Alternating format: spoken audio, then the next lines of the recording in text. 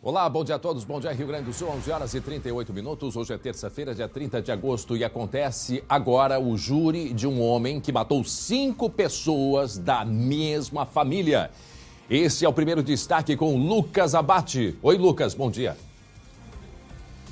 Oi, bom dia André, todo mundo que nos acompanha. Está em andamento aqui na 4ª Vara do Júri de Porto Alegre o julgamento desse homem, de um policial militar aposentado de Santa Catarina, acusado de matar 5 pessoas da mesma família dentro de casa na zona norte de Porto Alegre em 2016. Entre essas 5 pessoas, André, um bebê de apenas 22 dias e que, segundo a investigação, é filho desse réu. Ele está sendo interrogado neste exato momento pela defesa, um julgamento com previsão de ser bem curto. Em seguida, já deve começar o trabalho do debate e nega a autoria do crime. André, é um caso que em seguida a gente até pode explorar outros detalhes, mas que ganhou muita repercussão na época por toda a crueldade envolvida pela morte de 4 pessoas com disparos e a criança, esse bebê que foi deixado para morrer dentro da casa, e os corpos só foram localizados cerca de uma semana depois, já em estado avançado de decomposição. Então, julgamento em andamento neste momento e em seguida já deve acabar o interrogatório do réu e a gente traz mais detalhes sobre essa situação, André. Até já, obrigado Lucas Abate. E você vai ver em seguida. Vamos mostrar o drama de gaúchos que sofrem na fila de espera por leitos para tratamentos médicos. Pois é, ainda existe isso. Como é triste saber que tem pacientes que não conseguem ir para hospitais que têm mais recursos, mais especialidades médicas, mesmo com ordem judicial. Em seguida, a gente vai mostrar alguns casos. E foram presos em Viamão 3 homens que passaram 2 anos, eu repito, 2 anos, estuprando uma criança. Tá? Uma criança. Há pelo menos 2 anos. Desde os 5 anos de idade, tá? Um caso terrível, mais um caso terrível. E o pior, né? Se há que tem, que pode ser pior, o conhecimento da avó desta criança, que estava com ela para proteger, para cuidar. Em seguida a gente também traz outras informações. E para quem mora em Porto Alegre, olha, uma notícia nada boa. A conta de água vai subir e já já a gente mostra o quanto será este reajuste. E no esporte, a fria noite de segunda-feira foi de goleada no Beira-Rio.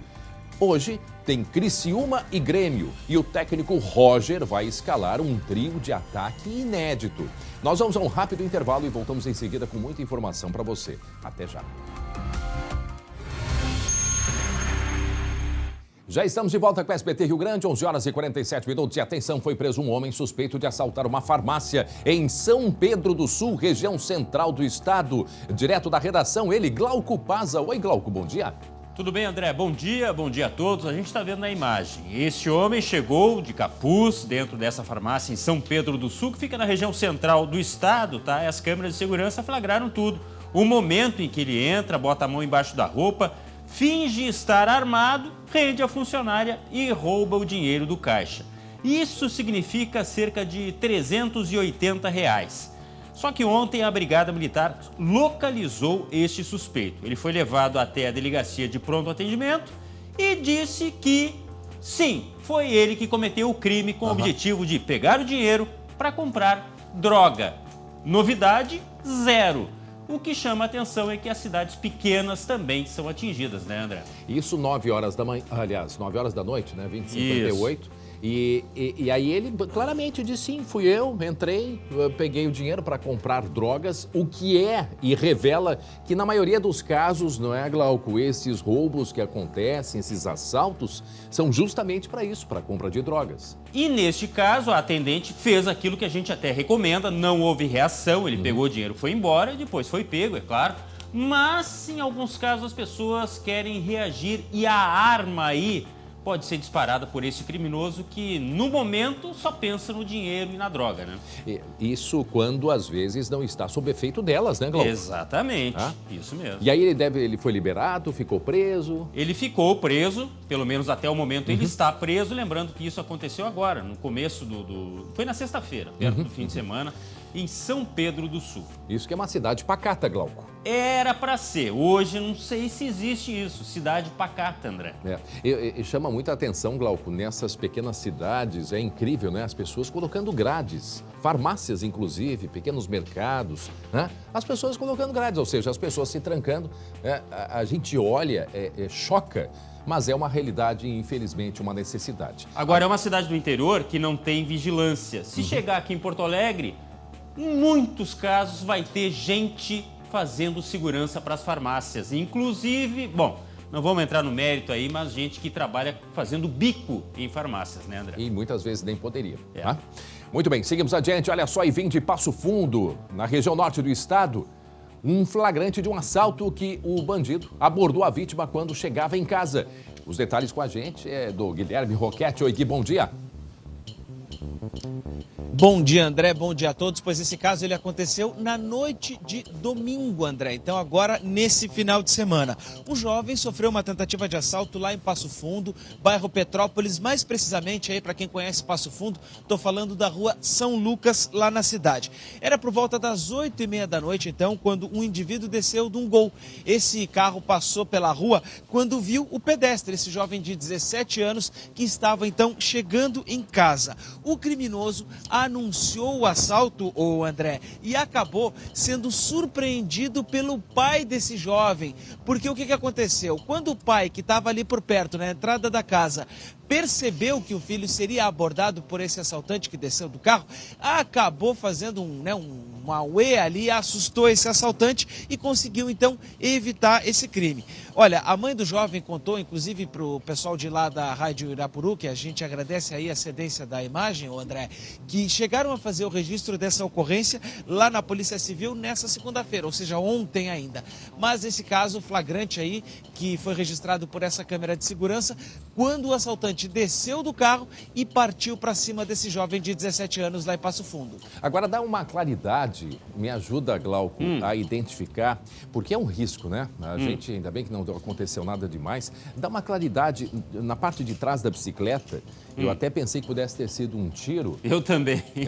Mas não é. Eu não sei se foi alguma luz é a que lanterna, acendeu. parece que é a lanterna traseira do próprio veículo esse. O portão abre. Só que tem um detalhe, tá aqui o criminoso, certo? Tá aí o criminoso.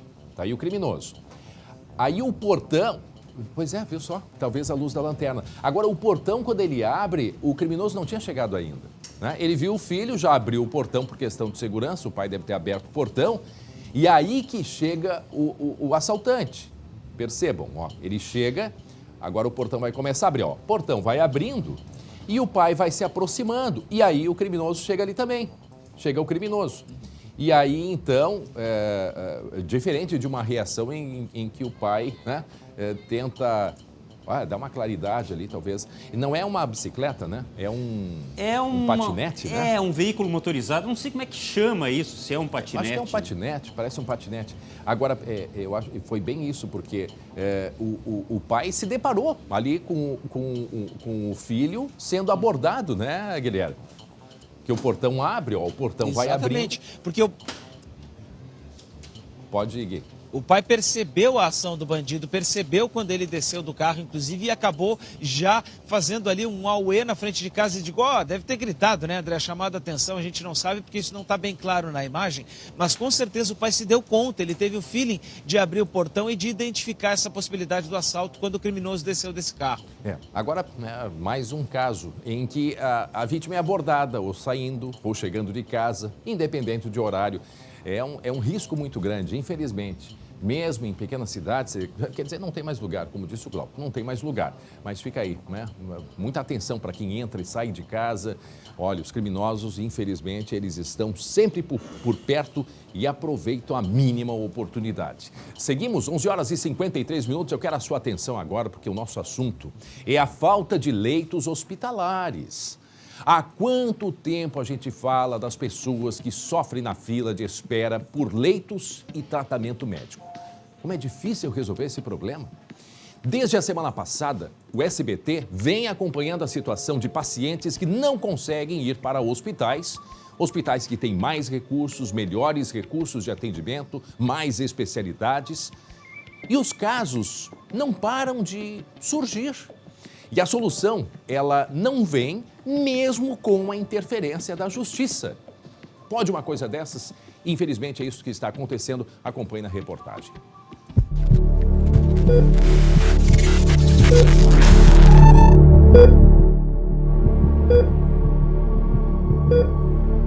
Vera Lúcia Teixeira, de 62 anos, está internada no Hospital Nossa Senhora das Graças, em Canoas. Diagnosticada com leucemia, ela precisa ser transferida para um hospital de alta complexidade. A filha recorreu à justiça e conseguiu uma liminar que determina o atendimento à mãe. Mesmo com o documento em mãos há um mês, nada aconteceu. Isso é negligência, isso é impunidade. Se eu, como cidadão, não cumprir minhas obrigações, eu sou presa. Está na Constituição, é direito, acesso mínimo à saúde. Em nota, o hospital informa que a aposentada ainda não foi transferida para a instituição que ofereça o tratamento que ela necessita por absoluta falta de leito. Mas a ordem da justiça é clara. Na ausência de vaga pelo SUS, a paciente deve receber atendimento particular custeado pelo Estado. A Santa Casa de Porto Alegre, por exemplo, afirma que o hospital é impedido de fornecer orçamento e prestar atendimento particular para pacientes com indicação de tratamento pelo SUS. Enquanto a liminar não é cumprida, Veridiana teme pela saúde da mãe. Eu temo que ela morra, né? E aí? Tempo é vida. A luta por um tratamento adequado também mobiliza a família do pequeno Lucas, de apenas 7 anos. Em fevereiro, ele teve uma meningite, que desencadeou uma série de outras dificuldades. O menino, morador de Itaqui, teve que ser transferido para Santa Maria, onde chegou a ficar entubado e internado durante 4 meses. Agora, Lucas precisa de uma nova cirurgia para corrigir o problema de hidrocefalia. O jeito também foi recorrer à justiça para conseguir um leito e o procedimento em Porto Alegre. A transferência foi determinada, mas até agora nada. Até o hospital daqui sugeriu que só fizessem a cirurgia e o leito dele ficava aguardando para ele vir se recuperar aqui. Nosso único filho, a gente vê ele numa cama, sofrendo ali, passando, e a gente não tem a solução, não temos o que fazer, né? Bom, sobre o caso da dona Vera, que foi o primeiro que nós mostramos na reportagem, a Secretaria Estadual de Saúde informou que o cadastro desta paciente foi compartilhado com a regulação hospitalar aqui de Porto Alegre, que está aguardando, né, o chamado aceite dos hospitais indicados para tratamento e disponibilidade de leito para transferência. Nós entramos em contato com a Secretaria de Saúde da capital, que ficou de averiguar este caso e dar uma resposta até amanhã. Já no caso do pequeno Lucas de Itaqui, nós ainda estamos aguardando a resposta da Secretaria da Saúde do Rio Grande do Sul. Então, assim, são respostas complexas, são pessoas que precisam de atendimento urgentemente, né? Então tem que aguardar, porque tem que esperar abrir vaga, porque aí a justiça, eu acho que é a única determinação judicial, Glauco, em que não se respeita. A gente sempre ouve decisão judicial, você pode até questionar, mas você precisa respeitar. Agora, na questão das vagas hospitalares, em que nós estamos falando de saúde, qualquer segundo que você perde tempo, você está deixando uma pessoa, deixando essa doença se agravar cada vez mais. Aí, me parece que há um problema, e aqui não apontando culpados, tá? Né, Glauco? A gente está aqui tentando compreender, até porque é uma história, isso é antigo, isso não é de agora. É verdade. Tentar compreender, será que não há a possibilidade de justiça junto com hospitais, com a regulação, secretarias de saúde, tanto estadual como municipais, chegarem a um acordo? Será que é tão difícil assim? Porque nós mostramos recentemente um outro caso de um paciente que não conseguiu esperar, Glauco.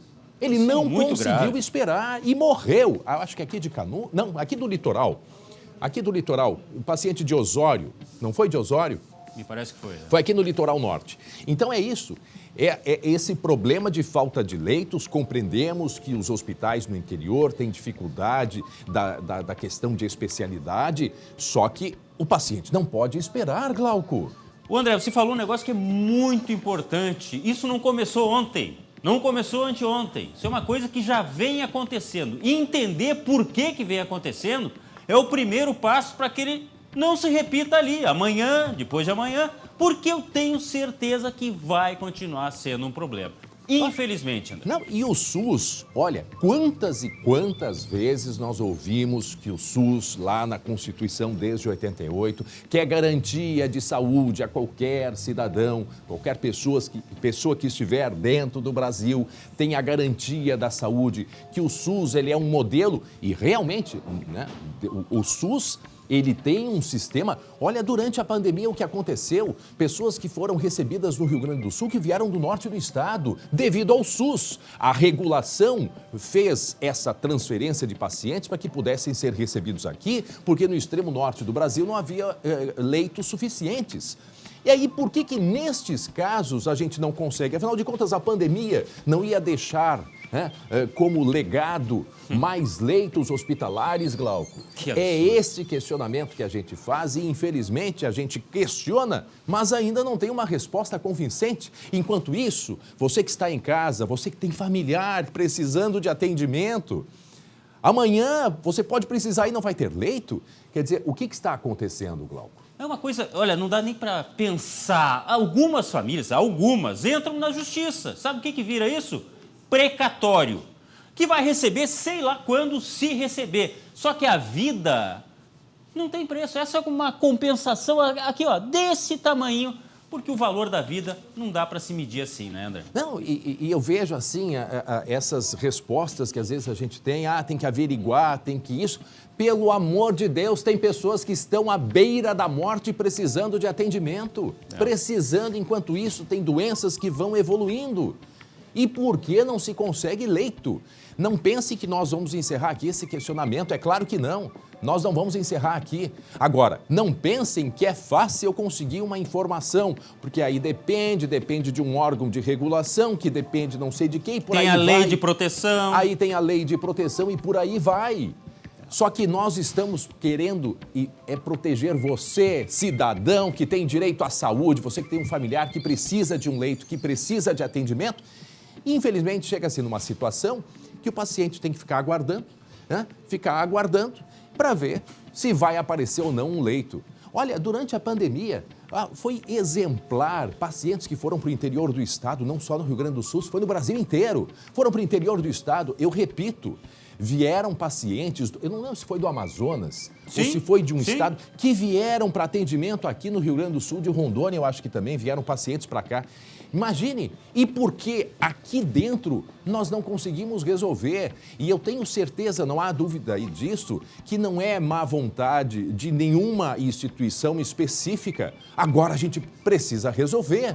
Eu sei que um leito não se fabrica de um dia para o outro, mas se nós estamos com carência de leito, tem que se ver isso, Glauco. O que não pode é deixar as pessoas morrendo por falta de atendimento, por falta de um hospital com melhores condições para isso. Não há, já é inaceitável. Inaceitável. E a gente vai continuar, vai insistir, vai continuar perseguindo para ter uma resposta. Um mínimo, uma resposta decente para as pessoas que precisam de atendimento e não tem. Olha a angústia dessas pessoas, a angústia dos familiares, Glauco.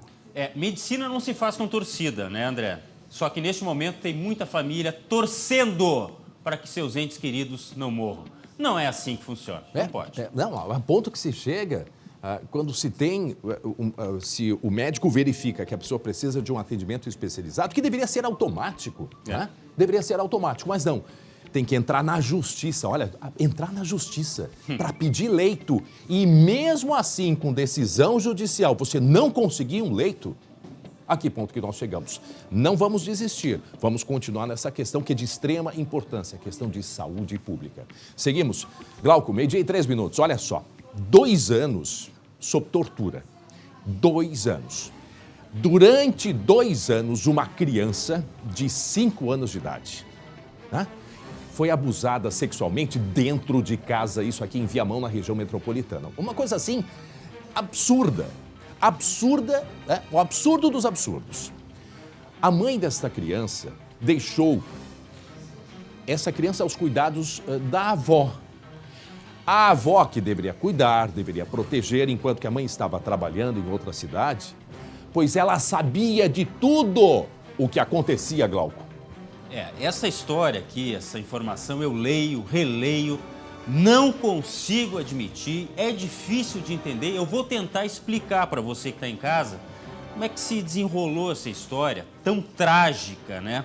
O caso começou a ser investigado em maio, no último mês de maio. Uma mulher registrou ocorrência contra os irmãos, tá? Pensa bem, uma mulher registrou ocorrência na polícia contra os irmãos. Ela relatou que eles batiam nela junto com o padrasto.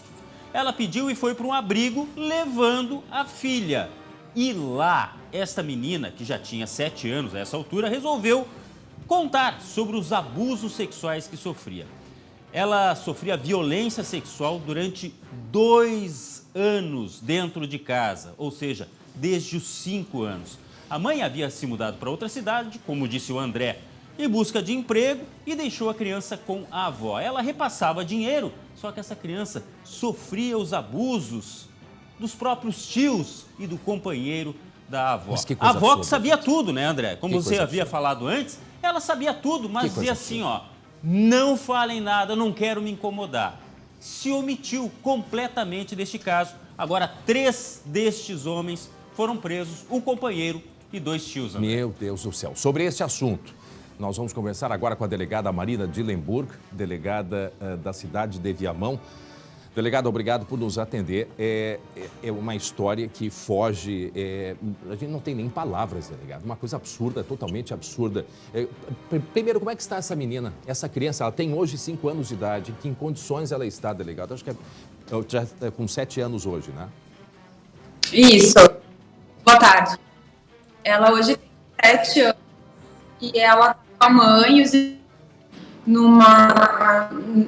ela já saiu do abrigo, elas conseguiram se recuperar no sentido de ter uma casa nova, de ter um lar. Então a mãe já se mudou com os filhos e com a vítima. Ela está muito feliz que a mãe voltou, que ela conseguiu voltar ao convívio da mãe, porque obviamente na época em que ela ficou com a avó foi um pesadelo que essa menina passou, né? Então ela 2 anos sendo, como vocês bem disseram, torturada, né? E entre essa tortura existiam, além do abuso psicológico, o abuso sexual dessa menina por parte de todos os tios, por 4 tios e por uma espécie de vô que seria o companheiro da avó dela, né? Meu Deus do céu. Então, dos 5 aos 7 anos, essa criança passou por isso até mais recentemente, correto? Exatamente. E aí, recentemente, a mãe dela retornou do interior do estado, onde ela tinha ido tentar melhorar de vida. Retornou, recomeçou o convívio com os filhos, que ela tinha estado com a avó. E numa dessas situações de agressão com a mãe dela, né, com a mãe da vítima, ela procurou a delegacia, registrou ocorrência, requereu as medidas protetivas que foram deferidas e pediu abrigamento. E aí, nessa situação do abrigamento, que a menina se sentiu à vontade para falar, porque ela, claro, ela uma criança, ela entendeu que as medidas protetivas seriam uma prisão. Então, ela entendeu que os tios estariam presos. E ela se sentiu, então, à vontade para falar, porque ela vivia em constante ameaça, né? Caso ela falasse alguma coisa. E nesses 2 anos, delegada, nós estamos conversando com a delegada Marina Dillenburg sobre uma história que é algo, assim, é inacreditável. Uma menina de dos 5 aos 7 anos, abusada por pelo menos 5 homens, tá? E sob conhecimento da avó. Nesses 2 anos, delegada Marina, a mãe fazia visitas porque a menina, ela não chegou a perceber nenhuma alteração ou ela ficou todo esse tempo afastada, delegada? Sim, pelo que a gente depreende daqui do inquérito, ela ficou afastada, sim. E aí, quando ela retornou, ela verificou a filha, num primeiro momento, os filhos, né? Porque ela deixou não só a filha, deixou mais 3 meninos. No mesmo ambiente? Desculpa? No mesmo ambiente? Essa menina que foi vítima convivia com os irmãos neste mesmo ambiente? Exato, exatamente. E eles também foram abusados? Não temos notícia. A notícia que a gente tem é só a menina. E ela notou, então, no primeiro momento, que eles estavam muito magros, mal cuidados. Meu Deus. Condições de higiene, roupas que não eram apropriadas. E aí, logo em seguida, vieram esses episódios de briga com os irmãos e aí depois o relato da menina. E, delegada, essa avó que deveria cuidar e proteger nesses 2 anos, ela tinha conhecimento de tudo? Sim, a menina relata que a avó percebia que ela tentava, claro, como eu falei, é uma criança, né? Ela tentava chegar na avó e tentava falar o que estava acontecendo e a avó já vetava aqueles relatos, dizia, não quero, né? Não quero saber, não fala, não, melhor para ti se tu não falar. Então, assim, ela sabia, mas a avó não queria se meter, digamos assim, no que os filhos estão fazendo com a própria neta. Glauco. Delegada, boa tarde. É difícil até falar nesse assunto, mas eu queria tirar algumas dúvidas. Essa família mostra alguma coisa de completamente desestruturada e tem, me parece, casos de criminalidade também envolvendo esses tios, né? E aproveitando esse gancho aqui, a mãe pode ser isentada? Ela também não tem responsabilidade sobre isso, até de ficar tanto tempo afastada da própria filha? Em princípio, não, porque a gente ainda não tem elementos de que ela soubesse que a menina estaria em risco, que ela soubesse que poderia acontecer alguma coisa e deliberadamente deixou a menina ali. Até onde a gente consegue perceber, ela deixou para tentar uma vida melhor e acreditou que não aconteceria nada demais. Mas é claro que agora que a gente vai começar a ouvir as testemunhas, né, que a gente vai conseguir trabalhar melhor no inquérito com outras provas, talvez fique demonstrado, sim, que a mãe sabia, que a mãe foi omissa, da mesma forma que a avó, né, então, e da mesma forma que o outro tio também, que abusava fisicamente da menina e que daqui a pouco sabia também. Então, tudo isso agora vai ser apurado, né, para a gente perceber, conseguir delimitar a responsabilidade de cada um nesse episódio. Então, delegada, essa criança, dos 5 aos 7 anos, essa menina, ela foi abusada por 4 tios, que são irmãos da mãe dela, correto? E pelo companheiro da avó, correto? Perfeito. Destes 5, todos já estão presos, delegado? A gente prendeu 3 hoje de manhã. A gente prendeu o companheiro da avó e mais 2 irmãos. E a gente tem 2 irmãos, né, 2 tios dela que estão foragidos. E até porque certamente há investigação de possíveis outros casos também, né? Fora ali do ambiente familiar, ou mesmo ambiente familiar, enfim. Sim, exatamente. Então, na verdade, a gente também precisa ouvi-los e continuar a investigação para que surjam novos elementos, até para saber se também os irmãos dela não sofreram outro tipo de abuso que não seja só o sexual. Certo. Então, né, porque me parece, como vocês bem disseram, que existe a gente se trata de uma família extremamente desestruturada, então a gente não sabe se essas agressões eram só em relação à menina ou se também eram com as outras crianças. E tem histórico criminal esses homens? Sim, eles têm histórico de envolvimento com tráfico de drogas. Tá certo. Delegada Marina Dillenburg, delegada de Viamão, muito obrigado pelas informações, muito obrigado por ter nos atendido, uma boa tarde. Obrigada. Que coisa desestruturada. Esse é o reflexo de uma sociedade extremamente doentia que se vive, Glauco, de algo que é inimaginável. Uma criança, gente. Ô, André, uma criança. É sangue do mesmo sangue. Dos 5 aos 7 anos, abusada por 4 tios e mais o companheiro da avó, mas pelo amor de Deus. 12:12, atenção. 6 anos depois de uma chacina aqui em Porto Alegre, um policial militar da reserva, acusado de matar 5 pessoas da mesma família, ele vai a júri hoje. Segundo o Ministério Público, o PM não queria assumir um filho de uma relação extraconjugal. Aí por isso matou o bebê. Matou o bebê, a mãe e os familiares dela. Vamos até o fórum aqui em Porto Alegre, onde está o Lucas Abate acompanhando já esse julgamento, não é mesmo, Lucas? Isso, André. E nesse momento, intervalo da sessão na 4ª vara do júri. Um júri que andou de forma bem rápida, porque tinha apenas uma testemunha que prestou o depoimento. era uma testemunha de defesa, um policial militar que atendeu a ocorrência lá em maio de 2016 e logo em seguida já se iniciou o interrogatório do réu, que respondeu apenas às perguntas da defesa. O réu, que é um policial militar também, só que do estado de Santa Catarina, aposentado e que, segundo o Ministério Público, matou essas 5 pessoas.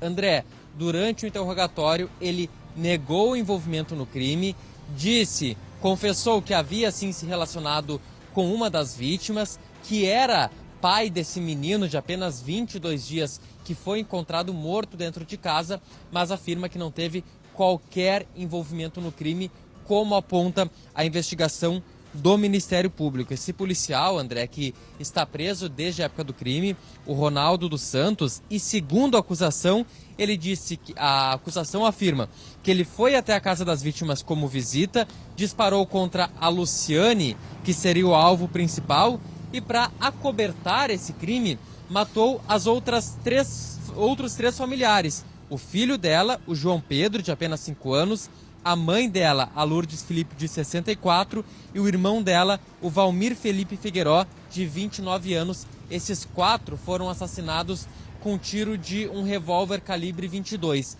E o bebê, André, foi deixado ali, sem qualquer tipo de auxílio, e ele teria, na saída da casa, deixado o gás ligado para matar a criança por asfixia.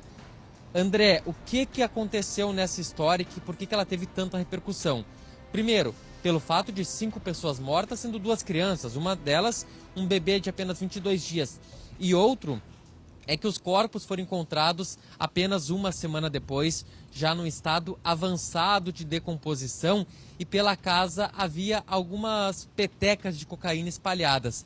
Inicialmente, se imaginou que era relacionado ao tráfico de drogas, pela violência, pela presença das drogas. Mas durante a investigação, a polícia e o Ministério Público descobriram que por trás disso estava a violência doméstica. É um caso, André, considerado até de certa forma difícil para a condenação, porque não existem muitas provas concretas e porque o réu nega o crime, não existem testemunhas que visualizaram nada. Mas o promotor Eugênio Paes Amorim tem convicção da culpa do réu, que a gente pode ouvir agora. A expectativa de uma condenação justa e uma pena bem alta. Convencer o jurado. Espero que nós consigamos. Qual é a condenação que vocês vão pedir? Eu espero que a juíza aplique a pena máxima, que são 180 anos. 180 anos, portanto, né? Pelo número de mortos e pelas condições, né, que foram apresentadas. Lembrando que esse crime aconteceu no ano de 2016, né, Lucas? Isso, André. Em maio de 2016, no bairro Jardim Ituçabará, na zona norte de Porto Alegre. Era a casa onde vivia essa família. A Luciana vivia com o irmão, com a mãe e com esses 2 filhos. E eles costumavam, André, ir muito para Santa Catarina. Fechavam a casa, iam para Santa Catarina, passavam alguns dias, algumas semanas. Então, não levantou nenhuma desconfiança dos vizinhos quando a casa ficou fechada por vários dias e eles não viram nenhuma movimentação.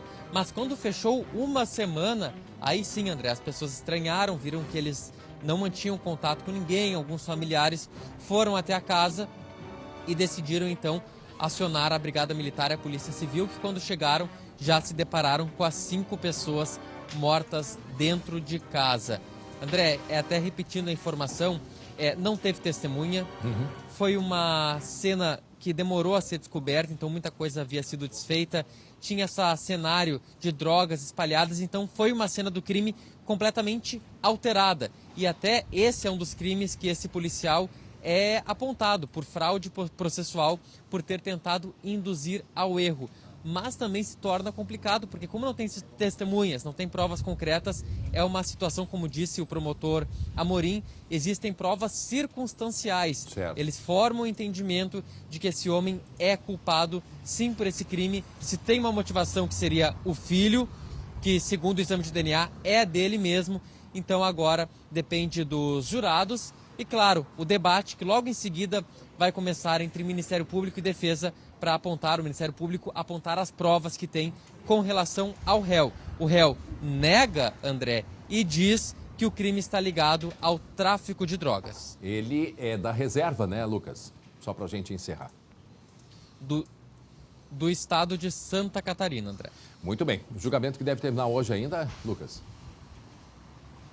Hoje ainda até o fim do dia, expectativa, porque agora certo. apenas o trabalho de debate entre defesa e acusação e depois o voto dos jurados e, na sequência, a sentença. Ok, obrigado. Esse é o Lucas Abate, agora meio-dia e 18. Olha só, vamos falar de dinheiro, preste atenção. Quase 25 bilhões de reais estão parados em bancos. Tá bom pra ti, Glauco? Opa! Hein? 25 bilhões de reais, hein? Esse dinheiro deveria ter sido sacado pelos beneficiários do PIS e PASEP. Os trabalhadores que atuaram entre os anos de 1971 e 1988 podem ter direito a estes recursos. Na reportagem, a gente vai explicar. Imagina descobrir que você tem mais de R$2.000 esquecidos no banco. Ia ajudar muito, né? Que eu sou aposentado. A gente precisa sempre de um dinheiro extra. Muita dívida que eu tô. Eu ia quitar algumas dívidas, também eu tenho financiamento da minha casa, também eu poderia adiantar algumas prestações também. R$2.300. Esse é o valor médio que mais de 10 milhões de trabalhadores têm direito a receber do PIS e PASEP. A quantia vai depender do período trabalhado. O governo calcula que quase 25 bilhões de reais do benefício estão parados. Como que é feito o saque? A forma mais fácil, mais rápida de fazer é por meio do app FGTS, que pode ser baixado gratuitamente, tanto para os usuários de iPhone quanto para os usuários do Android. Na tela inicial do aplicativo do FGTS, o primeiro passo é clicar em "Você possui saque disponível". Depois, solicitar o saque PIS/PASEP. Aí é só escolher como receber o dinheiro, se direto na conta ou presencialmente na agência, verificar os dados e confirmar. Quem trabalhou com carteira assinada ou como servidor público de 1971 a 1988 e não fez o saque anteriormente, pode ter acesso ao benefício. Se quiser receber o dinheiro em espécie, o saque pode ser feito com o cartão Cidadão em unidades lotéricas ou terminais de autoatendimento da Caixa. O limite é de R$3.000 a cada retirada. Não há prazo máximo para fazer o saque dos recursos que o trabalhador ou a trabalhadora eventualmente tenha de cotas do PIS e do PASEP.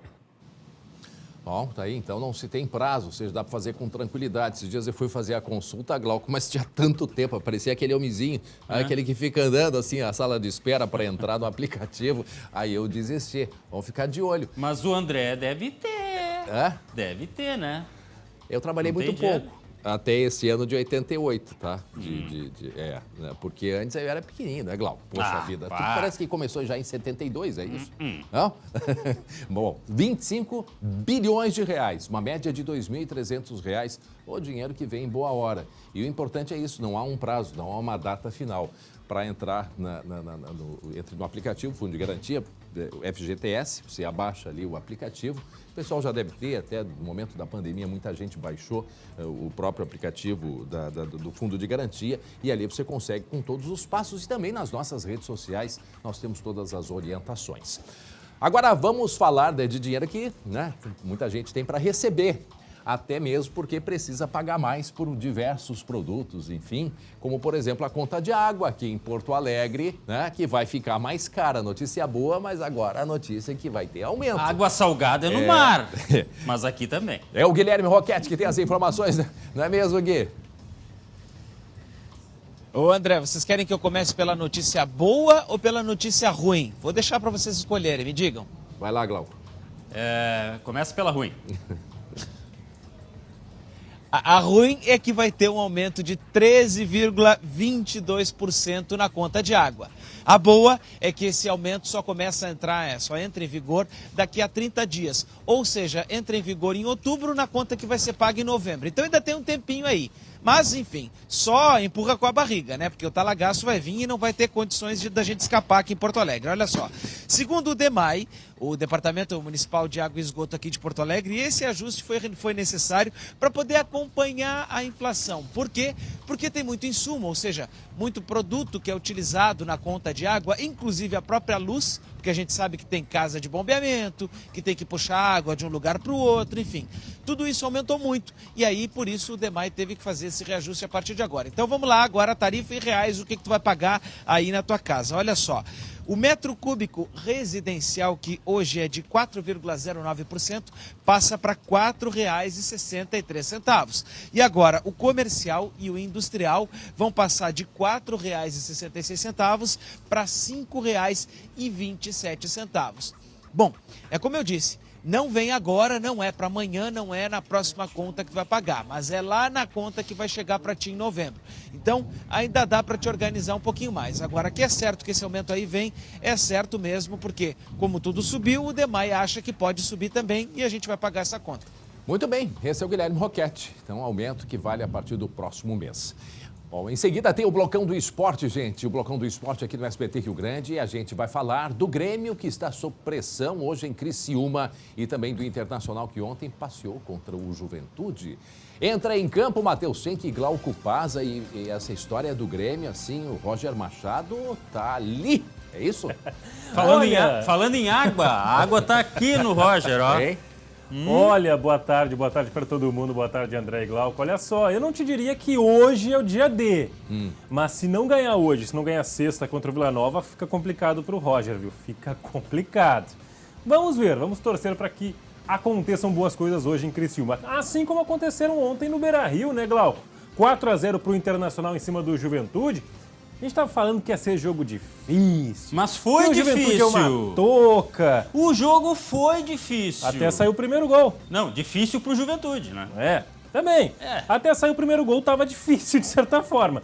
Mas enfim, daqui a pouco no Blocão do Esporte a gente vai falar tudo sobre essa goleada. Vamos ouvir os personagens. O Johnny, o nome dele no caso é Johnny mesmo. E ele é norte-americano, sabia, Glauco? Sabia, quase fala português, cara. É verdade. E é Catarina. Ele pode jogar Pode jogar a Copa do Mundo. Né? Inclusive, falou sobre isso, vive a expectativa de jogar a Copa do Mundo lá no Catar. Enfim, daqui a pouquinho no Blocão do Esporte, tudo isso. E o famoso muito mais. É ou não é, André? Até daqui a pouquinho. Daqui a pouquinho, então, no Blocão do Esporte. Até já. Matheus Schenck, meio-dia 25 minutos. Nosso assunto agora é sobre o caso Gabriel, porque a defesa do sargento Ardeu Júnior Cardoso Jacobsen diz que o policial não foi reconhecido por testemunhas e negou a participação dele no crime. O PM e mais 2 policiais seguem presos na capital. Ontem, a Brigada Militar encaminhou à Justiça Militar o inquérito que apura sobre a morte do jovem Gabriel lá na cidade de São Gabriel, e na reportagem a gente traz os detalhes. O laudo de necropsia do Instituto Geral de Perícias revelou a causa da morte. A morte de Gabriel ocorreu por perda sanguínea causada por ruptura de vaso na região cervical, com sinais de ação por instrumento contundente, ou seja, uma hemorragia interna. Resultado que não surpreendeu a Polícia Civil, que finaliza o inquérito até quinta-feira. Testemunhas afirmaram terem visto Gabriel ser agredido na cabeça. O laudo pericial, a prova técnica, corrobora, ela acaba confirmando, portanto, aquilo que já havia também de indícios colhidos nos cursos das investigações. Os 2 soldados e o sargento da PM seguem presos no presídio militar em Porto Alegre. Nesta segunda-feira, o inquérito policial militar foi remetido à Justiça e indiciou os PMs por homicídio qualificado, ocultação de cadáver e falsidade ideológica. Eles também podem ser expulsos da corporação. Quando ocorre esse desvio de conduta, a instituição tem que ser clara, dando um recado, tanto interno quanto para a sociedade gaúcha. O advogado do sargento diz que o policial não foi reconhecido por testemunhas e negou a participação dele no crime. O vídeo divulgado pela imprensa mostra 2 policiais e não 3. As testemunhas afirmam que eram 2 policiais, nominam os policiais, identificam os policiais. Em nenhum momento o sargento Jacobsen aparece. Na noite de 12 de agosto, Gabriel foi abordado pelos policiais em São Gabriel, no interior gaúcho. Uma semana depois, o corpo do garoto foi encontrado, submerso na água. O jovem estava na cidade para cumprir o alistamento militar. A família está desolada. É uma dor que a gente vai levar sempre, é para a vida toda, o resto da vida. Não há dinheiro que pague o que vai acontecer, o que aconteceu. Bom, agora até o final dessa semana, Glauco, a expectativa é que a investigação da Polícia Civil, né, seja apresentada, seja concluída. Nós temos aí, e ontem assim anotei algumas frases de extrema importância durante esta entrevista coletiva, porque foram muito marcantes, né? Por exemplo, o comandante Feoli disse a robustez, né, a conclusão, a perícia, traz robustez ao conteúdo probatório, né? Agora claramente doloso, ou seja, com intenção e, de acordo com a investigação da Corregedoria da Brigada Militar, com qualificadoras, né? Ou seja, com agravantes, pelo menos 4 agravantes. Não sei se na investigação da Polícia Civil vai apresentar também como agravante a questão racial, Glauco. Também a questão racial. Nós temos também outras palavras assim, ó. Excepcionalizar a conduta destes 3 policiais, disse o comandante Feoli. Excepcionalizar a conduta destes 3 policiais. Lembrando, isso é de extrema importância, quando a própria Brigada Militar disse que a instituição errou porque o componente humano é imprevisível. Ou seja, necessidade, Glauco, de uma reavaliação, e isso a sociedade cobra, né? Não generalizando, né? São 18 mil homens, compreendemos, mas também não foi o único caso. Nós temos outros tantos casos ainda sob investigação, o caso do Rai, né? Do torcedor do Brasil de Pelotas, o caso Rai. Teve o caso do PM recentemente em Caxias do Sul, que chutou pelo menos 2 pessoas por causa de um acidente de trânsito. O Gilberto. O Gilberto, o angolano, em que teve a morte da namorada dele, que era gaúcha, numa perseguição.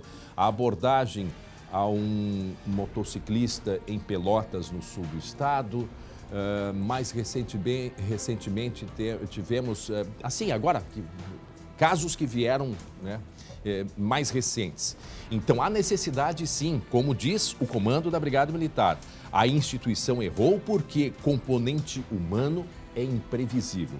Então, Glauco, é óbvio que as pessoas, é um número grande de pessoas, como tudo se aponta, e isso o próprio comando da polícia, né, a cúpula da Polícia Civil deixou muito claro, está convencida de como tudo aconteceu, né? Ou seja, o laudo confirmando a versão das testemunhas, algo precisa ser feito, ou periodicamente, né, ou reavaliado, os exames psicológicos, por mais que o componente humano é imprevisível. Mas, afinal André... de contas, temos a Brigada Militar como uma instituição que dá segurança, né, que dá proteção, instituição com quase 185 anos, Glauco. E que nós respeitamos e muito. Mas eu lembro que o então vice-governador, secretário, Ranolfo, disse que ia ser feita uma qualificação. Eu não sei a que pé ficou isso aí, também vamos acompanhar. Nós entramos em contato com a advogada responsável pelas defesas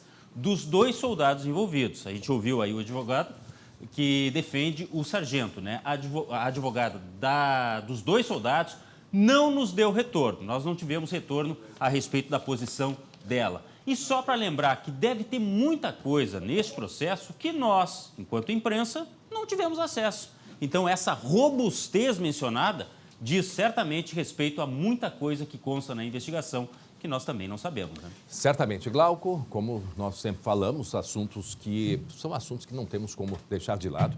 Afinal de contas, há uma indignação muito grande, uma revolta muito grande da sociedade. O que esses pais viveram, imagine você procurando o seu filho no Dia dos Pais, né? Que foi o caso do Anderson, procurando o filho, procurando pelas ruas, não se tinha informações, ainda havia um certo medo também da população, quer dizer, a que ponto? A gente não pode ter medo, né? Ele não pode ter medo da Brigada Militar, não pode ter medo dos policiais, muito pelo contrário, né? Muito, inversão de valores não, mas ele não tinha informações precisas até então, no domingo, para saber onde estava o filho. E eu me dei conta, foi no Dia dos Pais. Tu imagina o desespero deste pai, desta mãe, desta família, né? A procura do Gabriel. Seguimos acompanhando e, como dissemos, até o final da semana deve sair o resultado do inquérito da investigação da Polícia Civil. Meio-dia 33 minutos e foi apresentado aqui em Porto Alegre um documentário que dá uma visibilidade e voz para um segmento da população da capital que está aí, que a gente vê todo dia, por todos os lados, praças, esquinas, sinaleiras, e é um grupo normalmente ignorado, que são os moradores de rua. E este filme foi idealizado pela ONG Centro Social da Rua. Acompanhe a reportagem. Sem endereço ou um teto, eles sobrevivem nas calçadas e nas praças da cidade. Invisíveis nas estatísticas, eles têm rosto, nome e história. O documentário Cidadãos da Rua, Eles Têm Voz, entrevistou 44 pessoas em situação de rua. Eu fui parar na rua porque a minha casa queimou. Eu vim por depressão, desemprego, falta de oportunidade. Dirigido por Tatiana Sager, a obra tem roteiro de Renato Dornelles e montagem de Gabriela Pascoal. O longa de 72 minutos revela o passado e o presente de cidadãos esquecidos. A discriminação é a pior coisa. E a indiferença mata muito. E é assim. Quer dizer, a sociedade empurra a gente para a margem, né? A ONG Centro Social da Rua sempre procurou dar um pouco de dignidade a essa população. Em iniciativas como o do banho solidário, os voluntários sentiram a necessidade de dar voz a esses cidadãos que não têm o básico para viver. O que mais a gente notava que eram os problemas que eles passavam era a questão da moradia, do trabalho, da alimentação, da violência e das drogas. A ideia do documentário surgiu após a ONG realizar uma pesquisa em dezembro de 2020 com 805 pessoas em situação de rua e ouvir reclamações e angústias de quem enfrenta essa realidade. Na época, segundo a Prefeitura de Porto Alegre, havia quase 4.000 pessoas vivendo nas ruas. Cerca de 20% dos entrevistados foram morar na rua durante a pandemia.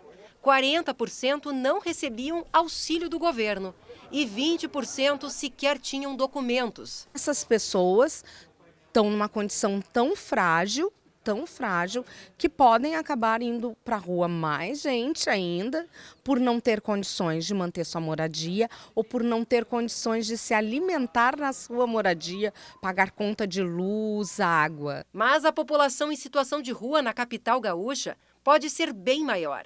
Um levantamento da Universidade Federal do Rio Grande do Sul, em parceria com a Unicinos, contabilizou em abril deste ano quase 8.000 pessoas. Eles precisam ser encarados, como o filme diz, como cidadãos. A política pública é para eles, tem que garantir cidadania e humanidade para eles também. Porque eu sou gente que nem você. Eu sou pessoa que nem você. Olha aí o que disse ela. Não, e é muito importante para não virar aquele preconceito estrutural em que a gente passa, que a gente já não dá mais bola, já se acostuma a 8.000 moradores de rua. Que importante reflexão e que a gente vai conversar bastante ainda sobre isso. Meio-dia e 36 minutos. Muito bem. Agora pense num enorme evento do agronegócio onde tudo é no superlativo, tudo é grandioso. Um evento tão grande, mas tão grande, que precisa de uma área gigantesca de 141 hectares para acomodar tudo o que é mostrado ao público e o próprio público. E aí, adivinhou? Adivinhou? Claro que nós estamos falando da Expo Inter, que começou agora no final de semana, uma edição histórica e cheia de otimismo depois de 2 anos de pandemia. A cena era vista em todos os cantos do Parque Assis Brasil. A Expo Inter é de abraços e de visitantes felizes, principalmente as crianças. Entre os expositores, muito otimismo. A gente está com sede, né? Há 2 anos parado, então estamos bem na expectativa boa. 2 horas de feira de 22 pontes. Nos pavilhões dos animais tem chinchilas que pesam em média 500 gramas e touros que ultrapassam 1 tonelada. 2.000 vezes mais do que o pequeno roedor. Os animais estão entre as maiores atrações da Expo Inter. São bovinos de corte de leite, búfalos, cavalos, ovelhas, galos, coelhos e pássaros, que disputam a atenção do grande público e de produtores rurais, visto que a exposição tem como uma das finalidades mostrar e comercializar machos e fêmeas das diferentes espécies. Este ano, as inscrições na Expo Inter bateram recorde de animais, foram mais de 6.300 inscrições. Mas é comum esse número aumentar durante a feira, por causa dos nascimentos em plena baia. Pelo menos 5 novas crias são registradas a cada edição do evento. É o caso desta cordeirinha Texel. Nesta outra pista, torcida e apreensão, quem chega primeiro, a moto ou o cavalo? Pavilhões inteiros de delícias para provar, muita degustação. Afinal, a produção de alimentos é o carro-chefe dos produtores e expositores da Expo Inter. E aqui encontramos de tudo, do churrasco ao queijo, o salame, tudo direto do campo para os visitantes. E a criatividade não falta na hora de produzir. Que tal uma geleia de pera com vinho? Tem a frutinha, tem os pedacinhos, né, da fruta, muito boa. A Expo Inter está simplesmente irresistível para quem quer viver novas experiências e estar perto do campo. A Alessandra aproveitando. A Expo Inter termina no final de semana. Será que vai ser com sol, com chuva, frio, calor? Em seguida, eu volto com a previsão do tempo, porque agora é o Blocão do Esporte em campo. Matheus Schenck e Glauco Pazza. Esporte SBT. Oferecimento MrJack.bet. Palpite certeiro, saque instantâneo. Acesse MrJack.bet e desafie-se. Pois, muito bem. Glauco Pazza, chegamos. Olá. Cheguemos. Porque viemos, inclusive. Tá rindo por quê? Porque o Inter ganhou de 4-0, é isso? Ah, o Matheus tá... Que coisa maravilhosa! O Matheus tá mudo! Um espetáculo! Palmas para ele! Já estamos vendo aí os gols da vitória do Internacional. 4-0, uma baita de uma vitória com direito à goleada. Não vai falar agora, só eu falo. 4-0 pro Inter e teve ainda um pênalti. Não, teve um gol que foi validado. Glauco, poderia agora... ser... Ah, tá falando, fala então. Não, é que se ligar o microfone fica mais fácil, né? Ah, que barra. Perdoem, pessoal, perdoem. Mas enfim, já estamos vendo aí os lances. Glauco, 4-0, muito fácil. E eu quero destacar, Glauco... Ou seja, a gente não sabe nada de futebol. Não, eu quero destacar um negócio. Que eu achei que ia ser difícil. Não, eu quero destacar um negócio. Não, eu vou falar agora, não vou deixar falar. Tava 2-0 ao intervalo e o Inter continuou em cima buscando mais gols. Isso é mérito. O Inter não quis saber de descansar, não. Sabe o que eu acho que é o grande mérito do Mano Menezes neste Inter? É não ter um grande time, mas é um time que não é bunda mole. Que isso? Não, é que a gente cansou de ver. E no caso do Inter, do Grêmio, aqueles times que depois de conseguir um gol, 2 gols, se acomodam lá atrás. O time do Cudê era assim, né? Fazia um gol e já fechava todo. Como se não quisesse mais nada com o jogo. E a gente viu aos 45 do segundo tempo o jogador dando carrinho, buscando ainda o resultado. E o reflexo disso é 4-0 com o gol do Edenilson, rapaz. Não à toa, por exemplo, na outra rodada o Inter tinha vencido o Avaí com gol 50, né, do segundo tempo. Não desiste, né? Porque o Inter foi pra cima. E ontem, de novo, o Inter continuou atacando mesmo com a vitória assegurada no segundo tempo. E sobre isso você falou do Edenilson, é muito importante para ele, né, para voltar, para ter... Ele foi vaiado quando entrou, né, mas depois acabou sendo aplaudido quando fez o gol. E o próprio Johnny, que foi o grande nome da noite, comentou também sobre Edenilson. Disse que ele é um dos principais jogadores do elenco. O Johnny que pode jogar a Copa do Mundo, rapaz. Ei, minha pode ser uma das vendas do Inter nesse final de ano, hein? Já pensou? O Johnny. Aliás, ele falou sobre o bom momento no time. Quer ouvir, não? Claro, vamos lá. Bora lá. Vivo um momento muito positivo, ainda mais por ser jovem, tenho apenas 20 anos. Então, claro que tenho muito a aprender, principalmente com meus companheiros que jogam na minha posição, com quem eu compartilho meu dia a dia, evoluo muito com eles, aprendo muito. Então, claro que é positivo esse momento, tenho muito a melhorar e espero que eu possa melhorar aqui no clube, evoluir e assim continuar dando e ganhando essa sequência com bons desempenhos. My name is Johnny. Olha só, vamos pro recado. Ontem foi noite de Inter, você viu. Hoje é noite de Grêmio. O tricolor vai encarar uma fumaceira lá no campo do Criciúma, em Santa Catarina. O Grêmio chegou a ter 8 empates seguidos longe da Arena nesta Série B. Será que hoje vai ter um empatezinho? Bora fazer tua fezinha. Faça como o maestro tricolor Douglas e venha para o MrJack.bet. É isso mesmo, mrjack.bet, onde palpite certeiro vira saque instantâneo a qualquer momento e em qualquer lugar. Desafie-se com MrJack.bet. E eu já pergunto, será que empate resolve a situação? Bom, enfim. Resolver não resolve. Ah, sei lá, eu. Mas perder é pior. Feio o negócio. Perder é pior. Tá feio. Ô, meu diretor, para onde vamos neste momento? Falamos de Grêmio? A gente vai sair? Eu não sabia. Vamos para onde? Classificação. A gente tem que saber qual classificação. o ritmo aqui, né? Classificação da Série A do Brasileirão, porque o Inter, Glauco Pazza, o Inter voltou a falar em título brasileiro ontem. Ouvi gente falando isso ontem, Glauco. Tá bom. Olha o Palmeiras lá, cinquentão. E o Palmeiras... Igual tu, cinquentão? Não, eu sou mais que isso. Só que tem que combinar com o Palmeiras para não ganhar. Esse é o problema. E o Flamengo também, que tá vindo a toda ali com verdade, mas o Dorival. Próxima rodada, domingo, Corinthians e Inter, hein? Aí é confronto direto. Por quê?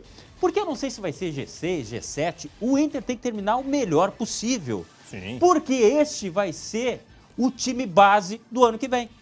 Então, quem mostrar serviço vai estar em 2023. Falastes muito... Nunca fala mal, mas falastes muito bem. Porque o Inter dificilmente vai ter muitos reforços para 2023, tá? Vai ser basicamente esse time que tá aí. E a gente tá vendo aí que o Inter, pelo menos no Brasileirão pós-Melgar, a coisa tá andando, né? Enquanto isso, a gente pode só destacar mais uma palavrinha de personagem do Inter ontem, Sidney Lobo, que é o auxiliar do Mano Menezes, deu entrevista coletiva. Conhece o Lobo? E conheço Sidney Lobo. Eu sou o Lobo. Oi? Eu sou o Lobo. Vamos ignorar isso e vamos continuar aqui. Sidney Lobo falou sobre o Edenilson, confere aí. A questão do Edenilson ter entrado e ter feito o gol, pode reparar na comemoração dos atletas que percorreram uma distância muito grande para poder dar um abraço, né, e estar do lado. Então, ele é atleta do clube, ele tem tido uma performance muito boa durante a semana, mesmo depois do que aconteceu. E tenho certeza que se precisar ali na frente, vai voltar e vai dar conta. Muito bem. Rapaz, que eu recebi na rede social de gente secando o Edenilson. Secando!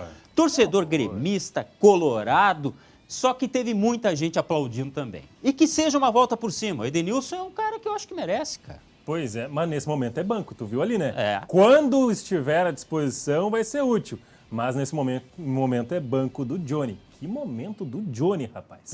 Quem diria? Vamos falar em que momento? Porque que momento do Grêmio, né? Porque o Grêmio, rapaz, 3 rodadas sem ganhar na Série B. Vou botar a tela de escalação provável do Grêmio para hoje à noite contra o Criciúma. Você falou bem ali no nosso recado do Mr. Jack. É uma fumaceira hoje à noite, hein? Esse joguinho aí é xarope, né, Glauco? O Criciúma, que pode ter lá... Olha, um time que não é nada disso, mas subiu agora para a Série A do Catarinense, vem embalado com... uma venda de ingressos que autoriza a dizer que o estádio vai estar lotado, tá? E pode sim botar uma dificuldade pro Grêmio. Tu gostou desse provável Grêmio aí?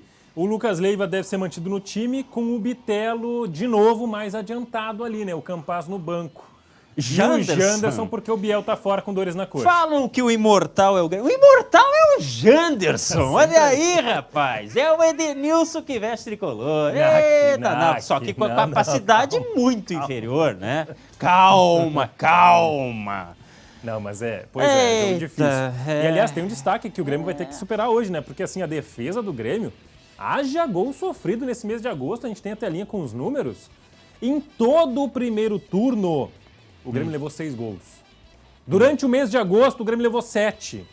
Glauco, o que está acontecendo com essa defesa que começou a vazar? Eu não considero assim que seja grande, tá? Vazamento.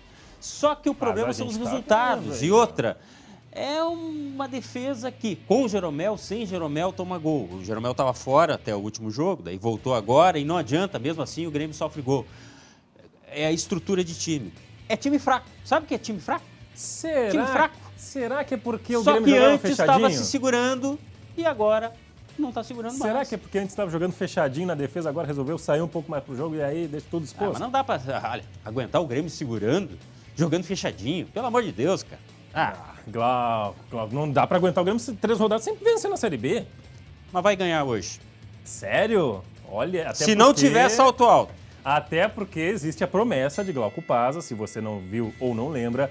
Glauco disse que se o Grêmio entrar de salto alto hoje, amanhã... Eu falei? Falaste. Onde é que tá isso aí? Tá no YouTube de ontem. Eu não lembro de ter falado isso aí. A gente vai recuperar. E até porque as varizes são muito entrar grandes. de salto alto e não ganhar hoje, Glauco Pazza vem de salto alto amanhã aqui no SBT. Tô na mão do tricolor, ou no pé do tricolor. No pé do tricolor. Só rapidinho a classificação da Série B, tá? Porque esse jogo é importante. Hoje é rodada completa da Série B. E se o Grêmio não ganhar e daqui a pouco o Londrina vence, essa distância encurta, né? Grêmio 44, Londrina 38. A gordura era de 10 pontos em relação ao quinto. Chegou de 10 pontos. Pois é, a gordura vai sumindo. Só a gordura do Schenck que não some. É um negócio incrível ontem, isso. Queria te destacar que ontem eu fechei 1 ano de academia, rapaz. De quê? Brasileira de Letras? Acompanhando o quê? Academia? Qual academia? Academia. Tem certeza? Sim. Dá pra ver a diferença. Já disseram que tinha que processar o professor, né? Eu acho que o professor ele come junto com o Schenck. Só pode ter essa explicação. Não, mas a gordurinha do Grêmio tá diminuindo. Não tá indo na academia o Grêmio também. Pois é. Olha só, a gente vai para aquele momento curioso. Na Suécia, um goleiro aproveitou que o time adversário estava no momento de hidratação e o jogo recomeçou. Isso foi no Sub-17 da Suécia. E o goleirão percebeu que ninguém do adversário estava ligado no jogo, Glauco. E foi lá e fez o gol? E valeu. Mas é antidesportivo, né, cara? né? Porque assim, eles tinham parado para tomar água, que estava muito quente. Aí o time adversário voltou e... mas é inusitado. Mas eu não sei até que ponto é ético, né? É dentro da lei, mas não é... Valeu, mas... Mas que é curioso, ainda mais num Sub-17, né? Porque a gurizada tá aprendendo, né? É verdade. Mas enfim... Gol foi bonito. Eu provavelmente erraria esse chute aí. Ai, que pergunta. Pazza, hoje tem, sabe o quê? Hoje tem, sabe o quê? Libertadores da América aqui no SBT. O primeiro jogo da semifinal, Atlético Paranaense e Palmeiras. Um deles vai para a grande decisão da Libertadores. E você, claro, vai conferir tudo isso ao vivo, exclusivo na tela do SBT. Com Theo José, que tem um convite para você. Amigos do SBT, existem 3 invictos nesta Libertadores da América. O Palmeiras, o Flamengo e o técnico Luiz Felipe Scolari, que desde que chegou à equipe do Atlético Paranaense ainda não perdeu. E aqui, na Arena da Baixada, o Atlético também está invicto nessa edição da Libertadores. Foram 5 jogos com 4 vitórias e 1 empate. E você vai ver o confronto que abre as semifinais da Libertadores da América, diretamente aqui da Arena da Baixada, no SBT, nesta terça-feira, a partir das 9h15 da noite. Valendo uma vaga na grande decisão em Guayaquil. Encontro marcado, 9h15 da noite, no campo do SBT. Combinado, o meu chimarrão vai estar pronto, vou tomar chimarrão, vou dormir só sexta-feira que vem. Pessoal, tá terminando aqui o Bloco do Esporte, a gente volta amanhã falando da vitória do Grêmio, porque eu não vou usar salto alto, Espero e o Grêmio também não, tá? E daqui a pouco, logo depois da vinheta, tem a previsão do tempo, porque tá chegando aí São Pedro com a Stael Cias. São Pedro! E com o André Harcif. Eles têm tudo sobre a previsão do tempo. O que é isso? É São Pedro batendo na porta. Roda aí.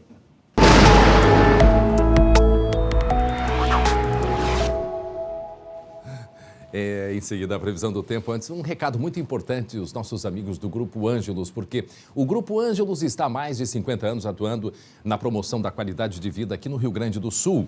Mas não se preocupe, eles não pararam no tempo. A prova disso é que o plano entrou de cabeça no mundo digital.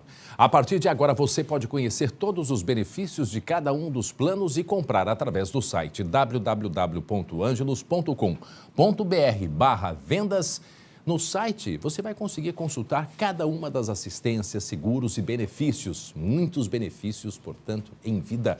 Em poucos cliques, você já fará parte da maior empresa de cuidados familiares do sul do país e poderá aproveitar os benefícios em saúde e os descontos do Clube de Vantagens. Quer garantir um estilo de vida mais inteligente? Acesse www.angelus.com.br/vendas e aproveite. O cuidado e a qualidade de vida estão a apenas um clique de você. Muito bem, meteorologista Estael Cias, vamos falar da previsão do tempo. Há pouco tinha um vento aqui em Porto Alegre, Estael, boa tarde. Boa tarde, André. Vou te dizer que tem um microclima. Era aqui no Morro Santa Teresa, o vento realmente está gelado, a sensação térmica é um pouco diferente de outras áreas da Grande Porto Alegre, onde o vento é calmo e a sensação térmica é mais agradável. Temos aí imagens de Porto Alegre agora, céu claro, mais um dia bonito de sol, que começou com frio, tivemos temperatura pela região metropolitana em algumas áreas, perto de 5, 6 graus, André, isso porque... Geada, né? Geada no interior do estado, a gente vai mostrar imagens de São Francisco de Paula, onde a temperatura chegou perto de zero, e de novo tivemos marcas negativas hoje pelo Rio Grande do Sul. Nós tivemos lá em São José dos Ausentes 2,5 graus abaixo de zero. Nossa. Ontem chegou a quase 5 graus, então diminuiu um pouco do frio, mas ainda presente nesse amanhecer de terça-feira. E temos a influência de quem? O que está influenciando? O que está trazendo esse frio? Uma massa de ar de origem polar, que traz esse ar mais seco, que predomina no Rio Grande do Sul. Interessante que a gente olha a imagem de satélite e a gente vê que os nevoeiros que atuaram na Costa Doce, entre a região da Serra Sudeste e a Costa Doce hoje cedo, mas agora essas nuvens diminuindo e o céu ficando claro, céu de brigadeiro é esperado para hoje à tarde em grande parte do Rio Grande do Sul e com temperatura mais amena, que a gente vai mostrar agora no mapa do Rio Grande do Sul, em que a temperatura à tarde fica mais agradável. Ontem à tarde a temperatura subiu muito devagar, a gente ainda teve frio, mas hoje vai aos 21 graus em Santa Maria e também em Santa Rosa, a 17 graus em Caxias do Sul, 21 graus em Novo Hamburgo, 16 Pelotas, na Zona Sul ainda está um pouco frio, e lá em Uruguaiana 21 graus. Os próximos dias, André, vamos mostrar como é que fica aqui em Porto Alegre, região metropolitana, para falar também do estado de uma forma geral, o que a gente espera para os próximos dias. Vamos botar aqui o mapa de Porto Alegre para os próximos 4 dias. A expectativa é de até a quinta-feira o sol predominar, isso vale para a capital, para a região de Esteio, lá onde tem a feira, onde tem a Expo Intra, região metropolitana de uma forma geral, 19 graus hoje à tarde, 22 graus depois de 8 graus na quarta-feira, que pode começar com cerração por aqui. Quinta-feira também tem possibilidade de nevoeiros com uma tarde de 24 graus, já esquenta mais. E aí na sexta chega a chuva. Essa instabilidade aqui da sexta-feira na Grande Porto Alegre, ela chega mais cedo em outras regiões, André. Lá na fronteira com a Argentina, já na quinta-feira a chuva avança, trazida por uma nova frente fria. Aliás, tem alguns modelos colocando já para quarta-feira alguma instabilidade passageira pelo oeste, mas é na quinta que a frente fria de fato começa a se aproximar, muda o tempo pelo oeste e sul do estado e na sexta-feira essa chuva se espalha por grande parte das regiões gaúchas. E o que vem depois dessa frente fria, André, no final de semana? Chuva. Frio. O frio não quer ir embora de 2022, então chove sexta, chove no comecinho do sábado. E vem a chuva com pouca alteração de temperatura, né, Estael? Porque ela fica uma temperatura mais baixa, não tem aquela elevação de temperatura como aconteceu semana passada. Exatamente. E aí a mudança. A temperatura, ela se mantém, né, praticamente a mesma, amena. E também, na verdade, o intervalo entre uma chuva e outra, como ele é muito pequeno, não deu tempo da temperatura subir. Então sobe um pouquinho, vem a chuva e depois um final de semana que promete ser gelado, a temperatura no domingo baixa de 0 novamente no território gaúcho, então a gente segue nesse padrão ainda de inverno e o inverno climático que a gente chama, André, está chegando ao fim. Junho, julho e agosto, que compõem o trimestre do inverno climático, que é o inverno na prática aqui no Rio Grande do Sul, e a gente já fez um balanço da chuva até agora, porque eu ouço pessoas me dizendo que o inverno foi chuvoso, outras pessoas me dizem que a impressão que elas têm que o inverno foi muito seco, e a gente pegou algumas cidades para ilustrar. Porto Alegre, o que deveria chover no inverno nesse período, né, de junho a agosto, seria algo em torno de 400 milímetros, choveu 353, quase, né, ficou pertinho ali, 50 milímetros faltou. São Luís Gonzaga, aqui na região noroeste, dos 360 choveu mais, 393, choveu um pouco mais do que esperado, do que o normal. Bagé, lá na campanha, boa notícia, Bagé no inverno teve bastante chuva, 438 milímetros, enquanto que a média é 365, então choveu mais do que a média em Bagé, na campanha, chuva que ajuda a encher os reservatórios. Santa Maria, na região central, ficou muito perto da média. Olha, 395, a média é 393, estão dentro do esperado.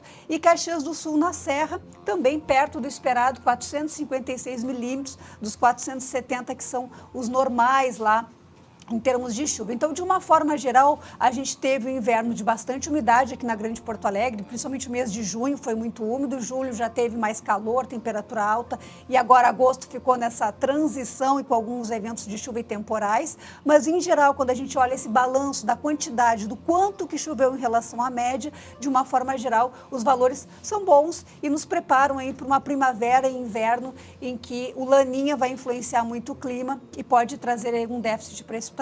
Ainda dá tempo para mais uma onda de frio extremo ou não teremos? Extrema é uma palavra Tá assim, bom. né, André? Mas assim, a gente ainda tem frio com Tá geada, que é o risco aí para o agricultor. Nos vemos na quinta-feira. Obrigado, Estael Cias. O SBT Rio Grande está terminando. A gente segue no canal do SBT no YouTube com mais uma sabatina com o candidato ao Senado. O entrevistado de hoje é o Lívio Dutra, do Partido dos Trabalhadores. Obrigado pela companhia a todos. Até amanhã.